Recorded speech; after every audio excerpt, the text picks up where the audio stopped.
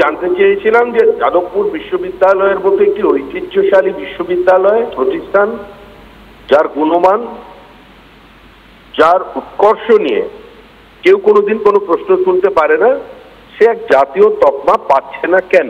এটাই ছিল আমার প্রশ্নের মূল প্রশ্নটা। আর উত্তরে, লিখিত উত্তরে জানানো হয়েছে যেটা পাওয়ার জন্য যে কিছু পরিমাণে বিশেষ শর্ত সাপেক্ষ থাকে, সেক্ষেত্রে রাজ্য সরকারকেও তার কিছু অর্থনৈতিক দায়িত্ব পালন করতে হয়, যেটা রাজ্য সরকার করেনি।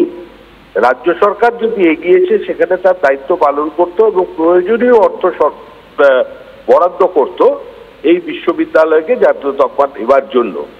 তো সেটা তাহলে কেন্দ্রীয় সরকারও বাকি কাজটা করে ফেলতে পারতো। তারাই এটাই জানিয়েছে যে এখানে রাজ্য সরকার সেই কাজটা করেননি এবং সে কারণেই আমাদের এই বিশ্ববিদ্যালয় এটা থেকে বঞ্চিত হয়ে গেল।